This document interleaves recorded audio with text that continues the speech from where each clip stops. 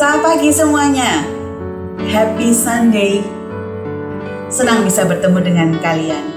Walaupun kita tetap masih dalam kondisi yang tidak memungkinkan untuk bertemu satu dengan yang lain. Tetapi kami tetap bersyukur bahwa kita masih tetap bisa bertemu dalam keadaan online. Dan kita tahu bahwa Tuhan juga adalah Tuhan yang sangat baik dalam kehidupan kita. Seperti janjinya dan juga kebaikannya dalam kehidupan Daud.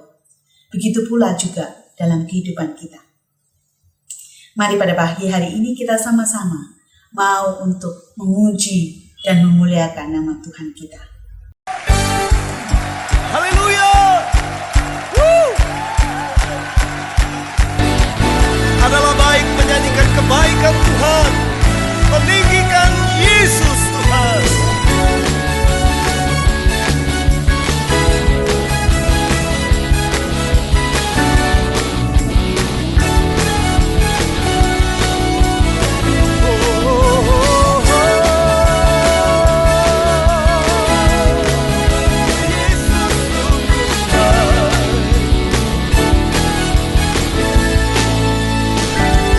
Mari nyanyikan kebaikan Tuhan.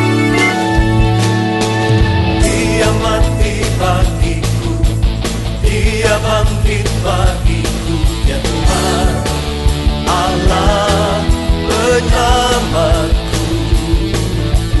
Kuasa maut dipatahkan, hidupku dipulihkan, ya Tuhan Allah kemenanganku.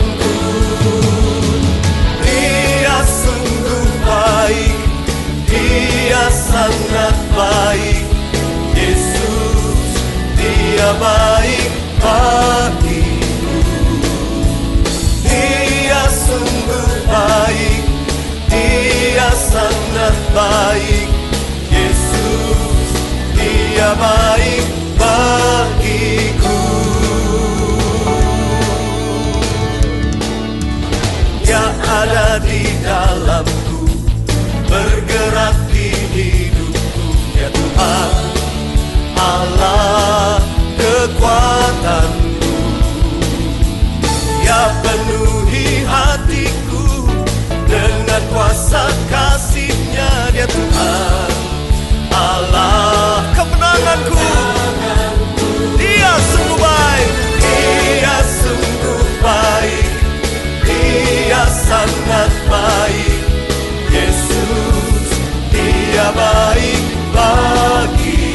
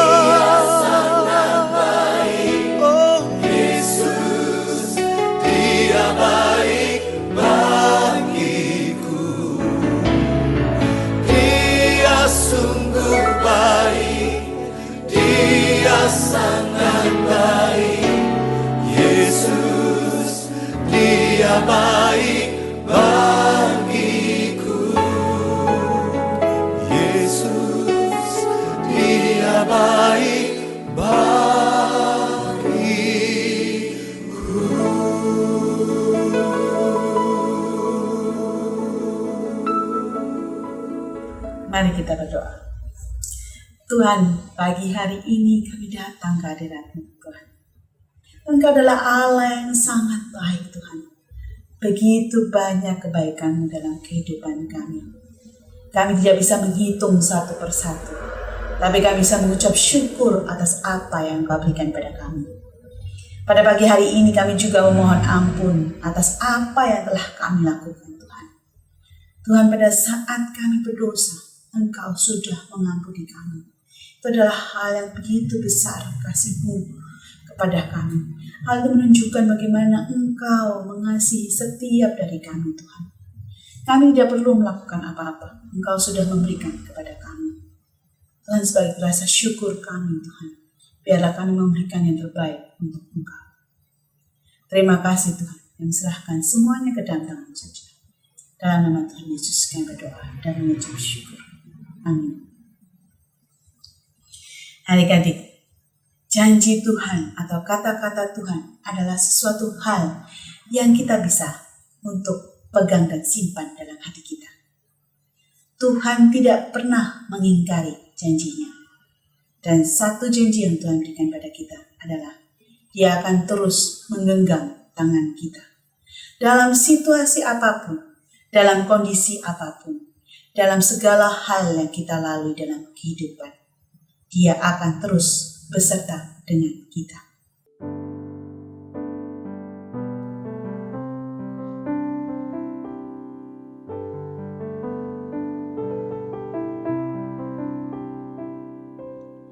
Saat imanku lemah, Kristus genggamku.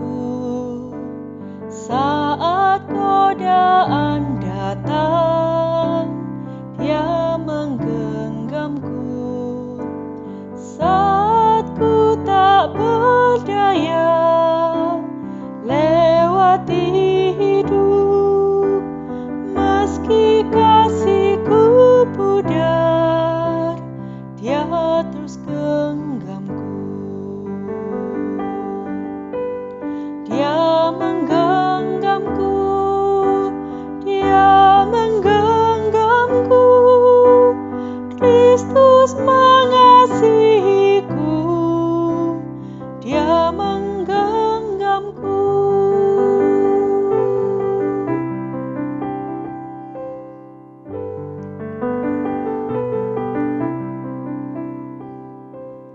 Aku dikasihinya, Kristus genggamku, berharga di matanya, Dia menggenggamku.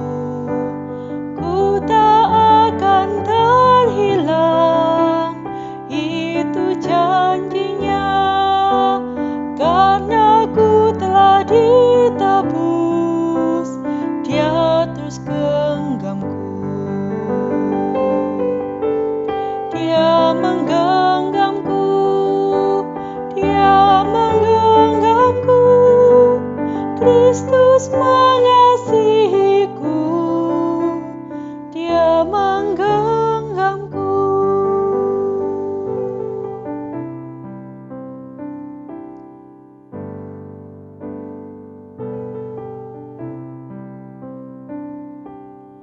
Dia menderita bagiku, Kristus genggamku. Ku tak dibenarkannya, Dia menggenggamku. Bangkit dan hidup baru, Dia terus genggamku. Sampai ku melihatnya saat Dia datang.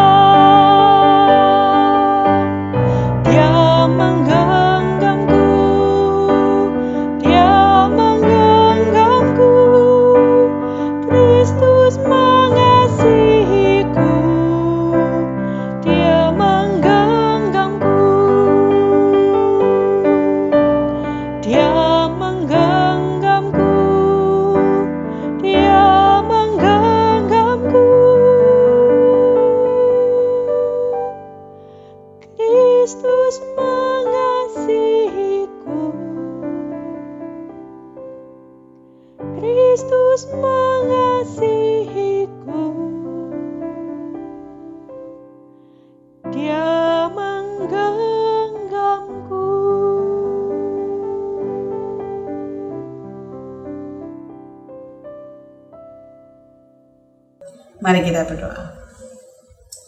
Bapa, pada hari ini kami kembali ke hadapan-Mu Tuhan. Kami mau merendahkan diri dan hati kami Tuhan untuk mendengarkan sebagian daripada firman-Mu Tuhan. Tuhan, biarlah Engkau saja berbicara kepada setiap dari kami Tuhan. Sehingga kami bisa meresapi dan kami bisa memahami kata-kata yang Engkau berikan kepada Daud. Begitu juga Engkau mau menunjukkan kepada setiap daripada kami Tuhan. Tuhan, kami mau serahkan waktu ini ke dalam tangan-Mu saja.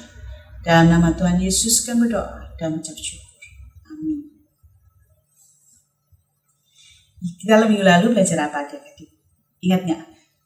Ya, kita belajar mengenai persahabatan antara Daud dan Yonatan. Dua pribadi yang seharusnya mereka bermusuhan. Tetapi oleh karena kasih karunia Tuhan, mereka bisa saling mendukung dan saling mengasihi.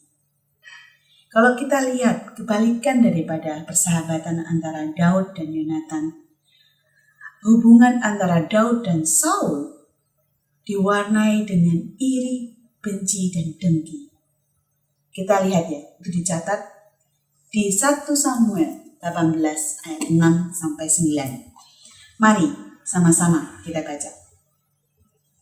Tetapi pada waktu mereka pulang, ketika Daud kembali sesudah mengalahkan orang Filistin itu, keluarlah orang perempuan dari segala kota Israel menyongsong Raja Saul, sambil menyanyi dan menari-nari dengan memukul rebana, dengan bersukaria dan dengan membunyikan gerincing. Dan perempuan yang menari-nari itu menyanyi berbalas-balasan. Katanya, Saul mengalahkan beribu-ribu musuh, tetapi Daud berlaksa-laksa. Lalu bangkitlah amarah Saul dengan sangat, dan perkataan itu menyebalkan hatinya, sebab pikirnya, kepada Daud diperhitungkan mereka berlaksa-laksa, tetapi kepadaku diperhitungkan beribu-ribu. Akhir-akhirnya jabatan raja itu pun jatuh kepadanya. Sejak hari itu, maka Saul selalu mendengki Daud. Saul yang melihat Daud semakin terkenal, makin disukai oleh orang-orang Israel, jadi iri dan benci kepada Daud. Kenapa kok bisa terjadi itu? Mesti ingat ya, bahwa hati Saul sudah tidak dikuasai oleh Tuhan, tetapi dikuasai oleh si jahat. Dan akhirnya yang dipikirannya dia bukan lagi apa yang dikehendaki oleh Tuhan, dan bukan lagi untuk tujuan dan maksud Tuhan, tetapi untuk maksud dan tujuannya sendiri. Semua untuk dirinya sendiri, semua untuk memuaskan dirinya sendiri. Akibatnya ketika ada orang yang lebih tinggi dari dia, akhirnya dia nggak suka, akhirnya menjadi iri dan benci. Dan kedua orang yang dia iri dan benci adalah Daud. Dan apa yang dilakukan oleh Saul? Adik-adik bisa baca ya, dari 1 Samuel 18 dan seterusnya. Langsung akan berikan kalian sinopsis sedikit. Jadi pada saat itu, Saul ingin membunuh Daud. Waktu Daud bermain kecapi, dia melemparkan tombaknya. Saul menjebak Daud dengan apa? Dia janji bahwa ke Daud bahwa dia akan menyajikan menantunya. Tetapi Daud harus melakukan challenge yang berbahaya dan taruhannya adalah nyawa. Tetapi apakah Daud mati? Tidak. Dia malah terus berhasil dan Daud tetap tenang. Wah, keren ya. Puncaknya, Saul terus berusaha untuk membunuh Daud. Dan akhirnya Daud harus melarikan diri. Daud mencari Samuel. Dan dari situ, Daud terus berlari dari Saul untuk berusaha untuk menyelamatkan dirinya.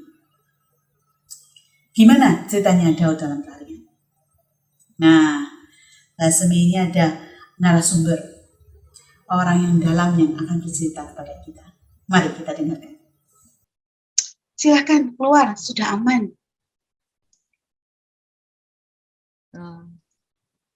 Benar sudah aman ya? Nggak ada tentara kan? Ya, pasti aman. Di sini aja ada teman-teman yang ingin mendengar cerita tentang Daud dan rombongannya. Oke. Tapi jangan rame-rame ya. Saya takut juga kalau ditangkap musuh. Oh, oke. Apakah Anda bisa perkenalkan diri? Nama saya. Nggak penting nama saya. Di Israel itu, kami hamba-hamba perempuan itu nggak punya nama. Ya kami punya nama sih, tapi orang nggak pernah mau tahu nama kami, nggak pernah mau tahu identitas kami. Nggak penting. Jadi Anda ini hamba atau budak di Israel? Iya, kira-kira gitu. Tuan saya itu salah satu pengikut setianya Daud. Daud yang mengalahkan Goliat itu loh, yang raksasa itu. Jadi Anda ini juga ikut Daud melarikan diri? Iya, ada banyak orang di rombongan kami. Jadi ceritanya, setelah Daud lari dari Raja Saul yang berusaha membunuh dia tuh pergi ke banyak tempat. Dia sempat ketemu Nabi Samuel. Lalu dia juga sempat ketemu sama Imam Ahimelek di kota Nob. Dia juga pernah pura-pura gila loh di pintu gerbang kota Gad. Nah, setelah itu, Daud dan orang-orang kepercayaannya itu menuju ke Gua Adulam. Di situ kami ketemu. Jumlah kami kira-kira ada 400 orang. Wah, banyak sekali. Apa kalian tinggal di kemah-kemah? Oh ya enggak. Kalau kami tinggal di kemah, pasti gampang sekali ketahuan sama Raja Saul dan pasukan-pasukannya. Kami itu tinggal di gua-gua yang ada di gunung ini. Wah, pasti nggak mudah ya. Iya, kami harus pindah-pindah tempat supaya tidak ketahuan oleh Raja Saul dan tentaranya. Kami juga sempat masuk ke hutan loh. Apa yang kalian kerjakan di sana? Ya, kami hamba-hamba perempuan ya melayani orang-orang yang banyak itu. Kadang-kadang kami tahu Daud dan tentaranya itu keluar pergi untuk berperang. Dia pernah melawan orang Filistin di kota Kehila. Lalu sejak peristiwa itu, Raja Saul jadi tahu kami di mana. Kami pindah-pindah tempat, masuk ke padang gurun lagi. Lalu kami tinggal di gua-gua dekat tempat namanya Koresa. Apakah Saul berhasil menemukan kalian? Nggak juga sih, kami selalu luput, kami nggak pernah tertangkap. Ya, saya sempat dengar pasukan-pasukan itu waktu mereka bincang-bincang, mereka bilang Daud itu selalu bertanya kepada Tuhan, kepada Allah Yahweh, dan selalu dikasih jalan keluar oleh Allah Yahweh. Jadi Raja Saul itu tidak pernah tahu tempat persembunyian kami, dia tidak pernah bisa menangkap kami. Daud selalu memimpin kami untuk gerak cepat. Oh, kenapa kalian nggak melawan? Kata para pasukan sih, Daud itu tidak mengizinkan kami untuk menyakiti Raja Saul. Pernah satu kali kami itu ada di padang gurun En-Gedi. Raja Saul itu berusaha mengejar kami. Sampai akhirnya waktu itu Daud dan pasukannya itu terpojok di satu gua. Ternyata Saul juga masuk ke gua itu. Lalu dia buang hajat di sana. Nah, sedangkan Daud dan pasukannya ada di dalam gua yang dalam, mereka nggak bisa keluar kan. Nah, mereka bilang sama Daud, yuk kita lawan aja, ini kesempatan. Gampang kan untuk mereka menang dalam keadaan seperti itu. Tapi Daud nggak mau. Katanya dia bilang, kira-kira begini bilangnya, semoga Tuhan menjaga, jangan sampai aku berbuat jahat kepada rajaku yang dipilih oleh Tuhan. Sedikit pun aku tidak boleh menyakitinya. Karena dia itu raja pilihan Tuhan. Gitu. Tapi kan Raja Saul sudah tidak setia pada Tuhan. Kenapa Daud tidak melawan? Iya, Daud tetap tidak mau melawan. Dia bilang, nggak boleh. Karena itu haknya Tuhan untuk kepada Raja Saul sendiri. Daud nggak mau mendahului Tuhan. Malah Waktu itu, Daud itu tetap memberi peringatan kepada Raja Saul. Setelah Raja Saul keluar dari gua itu, Daud itu keluar. Dan di puncak gua dia bilang kepada Raja Saul dengan berani, sebenarnya hamba ini bisa membunuh Baginda Raja. Tapi hamba hanya memotong sedikit pinggir jubah Baginda. Semoga Tuhan yang memutuskan siapa di antara kita yang bersalah. Daud bilangnya begitu. Saya pikir nggak mudah ya bagi Daud bisa berbuat seperti itu ya. Iya, saya nggak berani berkata lebih.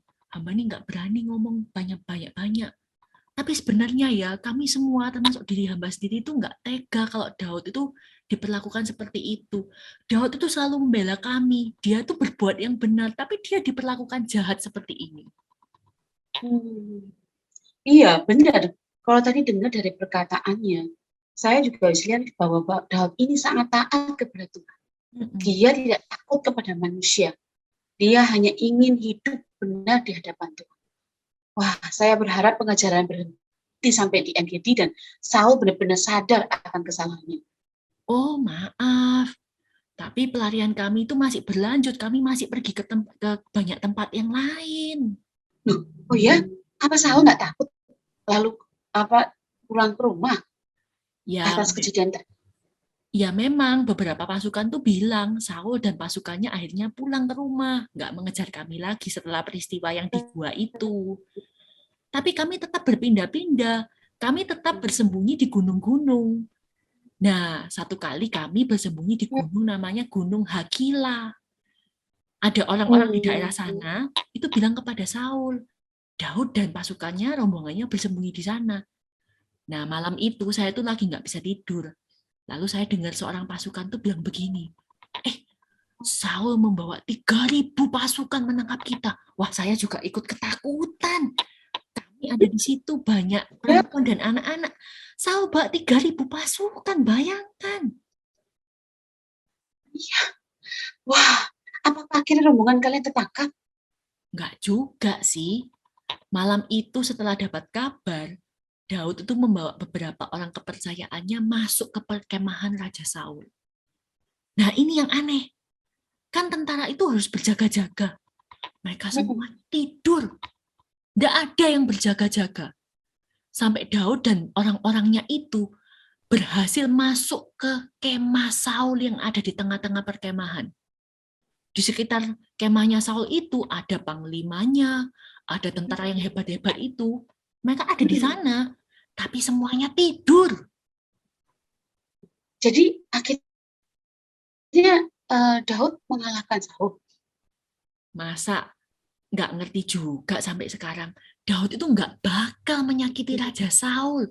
Sekalipun ada kesempatan untuk Daud mengalahkan Saul, membunuh Saul, dia nggak mau. Katanya sih, dia hanya mengambil tombak milik Saul dan kendi yang ada di sebelah kepala Raja Saul. Jadi Daud sudah masuk ke kemah Saul. Tapi dia cuma ambil tombak dan kendi. Lalu dia bilang pada orang-orangnya, sudah kita keluar dari perkemahan ini. Mereka pergi ke pinggir lembah lalu naik ke puncak gunung. Dari situlah akhirnya Daud membangunkan Saul dan tentara-tentaranya.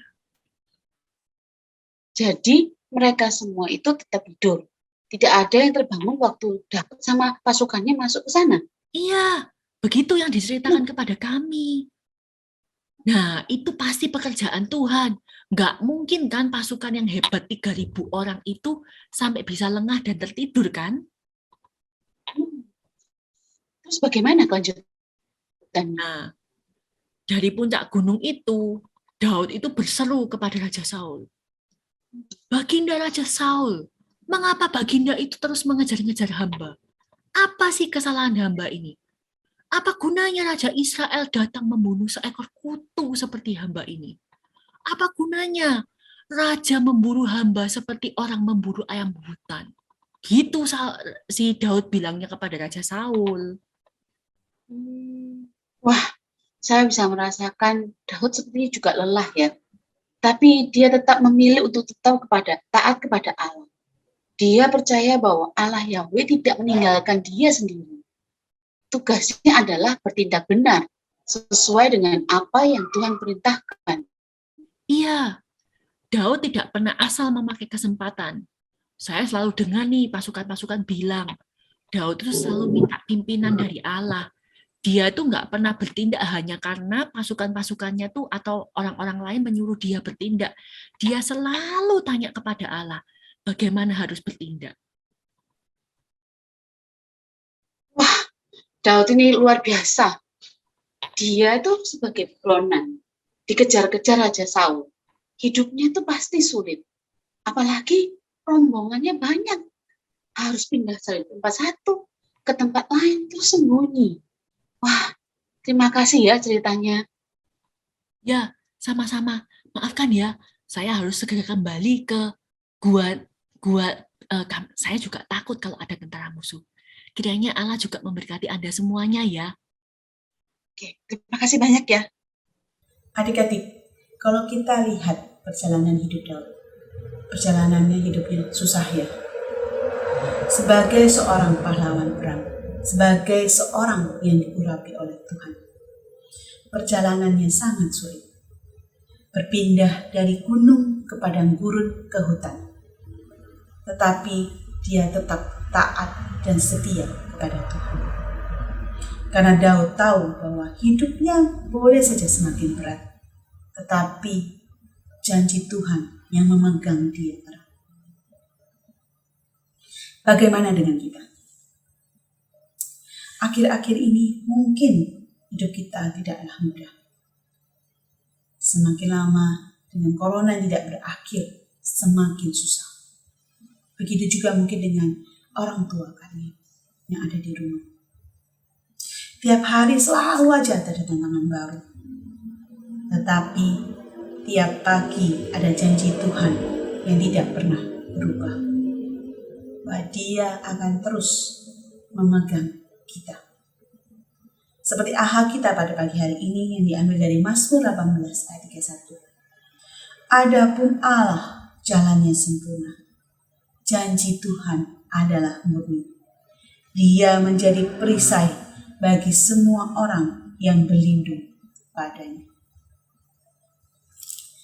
Hidup kita boleh berat, tetapi ada janji Tuhan yang selalu memegang erat kita.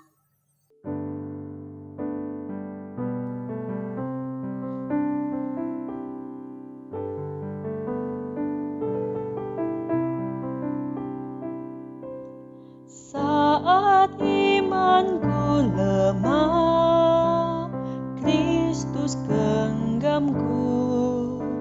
Saat godaan datang, Dia menggenggamku.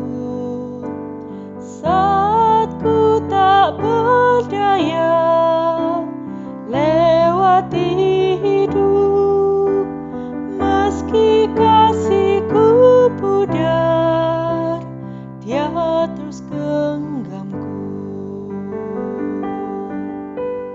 Dia menggenggamku, Dia menggenggamku.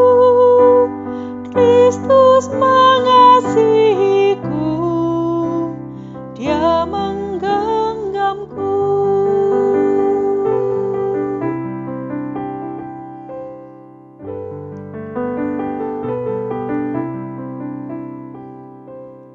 Aku dikasihinya, Kristus genggamku, berharga di matanya, Dia menggenggamku.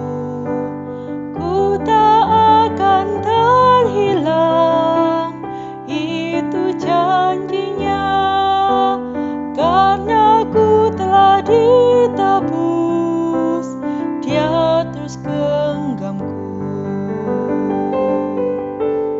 Dia menggenggamku, Dia menggenggamku. Kristus mengasihiku, Dia menggenggamku.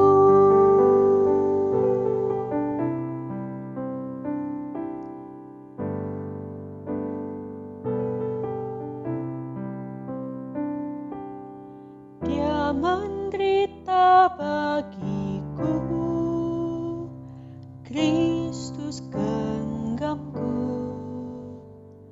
Ku tak dibenarkannya, Dia menggenggamku. Bangkit dan hidup baru, Dia terus genggamku.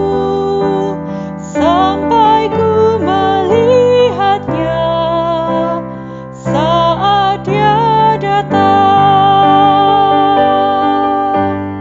Dia menggenggamku, Dia menggenggamku. Kristus mengasihiku, Dia menggenggamku. Dia menggenggamku, Dia menggenggamku. Kristus mengasihiku, Kristus mengasihiku. Dia menggenggamku.